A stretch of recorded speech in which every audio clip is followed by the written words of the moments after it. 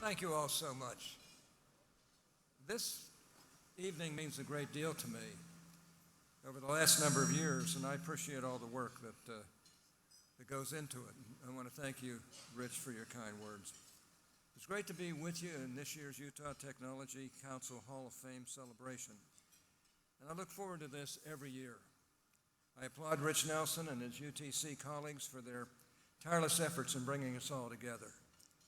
I want to personally thank Judy Young for the countless hours she has given to ensure that tonight is a success. Thanks, Judy. Appreciate you.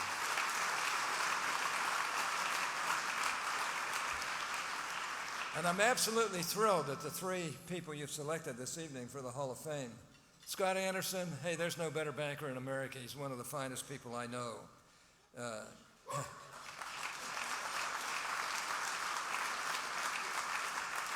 Alan Hall, my gosh, he is one of the really great people here in Utah. I'm shocked that he wasn't picked long before now. Of course, same with Scott. I'm ashamed of you for not having picked him before now.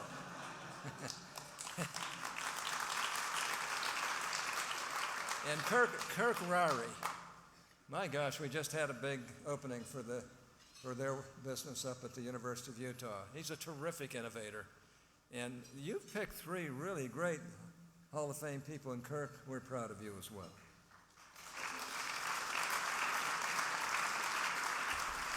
Here in Utah, we have nearly 100,000 people working in the industry. That's a sector that's growing at 5 times the national economy, the rate of the national economy. This explosive growth no doubt presents Utah's innovative and creative business leaders endless opportunities to take our businesses, their businesses, to new heights. Equally important is demand for high-tech jobs throughout the nation, and that's expected to surpass demand for jobs in other sectors until at least the year 2020.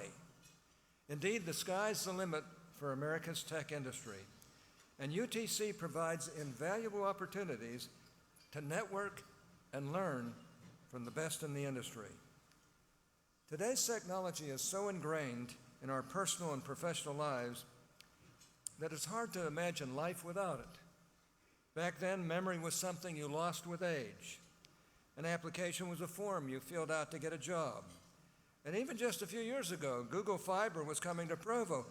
I thought Utahns had found a new way to stay regular.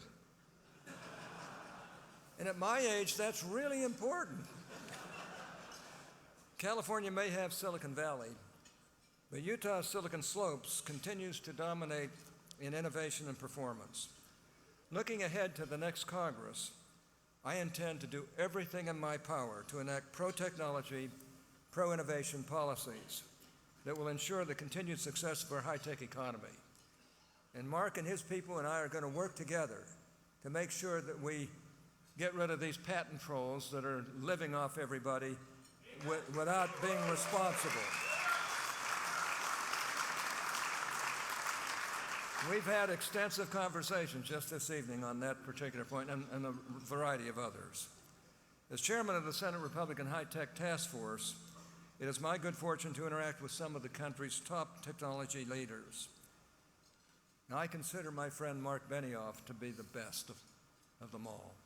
And that's saying something because they are all really something. When I invited Marc to be tonight's keynote speaker, I didn't know if he'd be able to make it with his busy schedule. After all, just a few weeks ago, Salesforce hosted its annual Dreamforce event in San Francisco, where more than 150,000 people registered to attend. It is the must-attend event for enterprise technology. We're grateful to have you here tonight, Marc. We really are.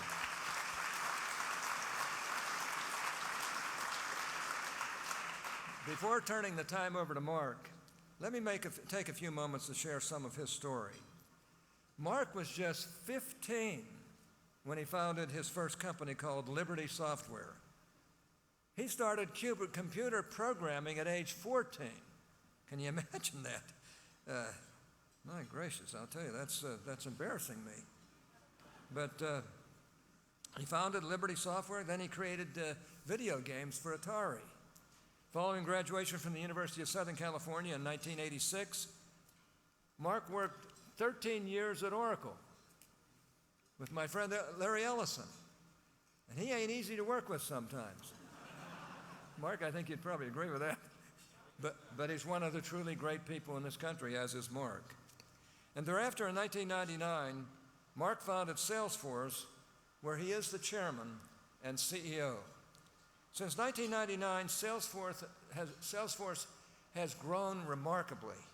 In 2012 and 2013, Fortune magazine named Salesforce as the world's most admired company in the software industry. What an accolade. Think about that.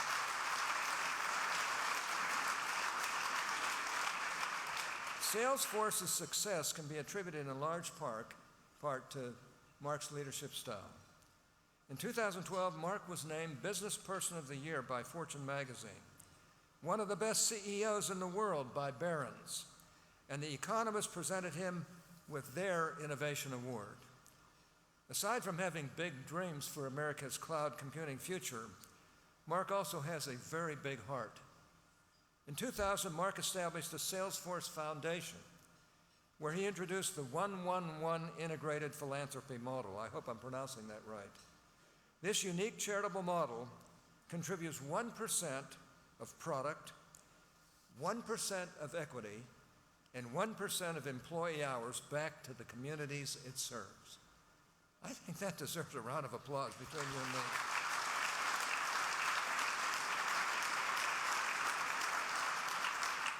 Donations and discounts offered by Salesforce help nonprofit and higher education institutions run more effectively.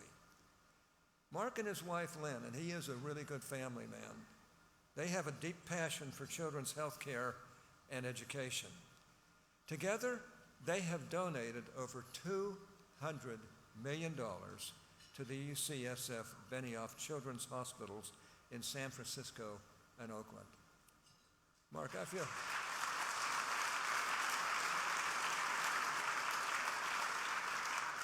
After that, I feel a little bit badly you didn't decide to come make your business here in Utah. It's not too late, by the way. Just recently, the Benioffs made a $5 million gift to San Francisco's public schools to advance STEM education. I look forward to hearing from someone who has inspired me by his professional and philanthropic contributions and by the just all-around genius that he represents. Please join me in welcoming my friend, Marc Benioff.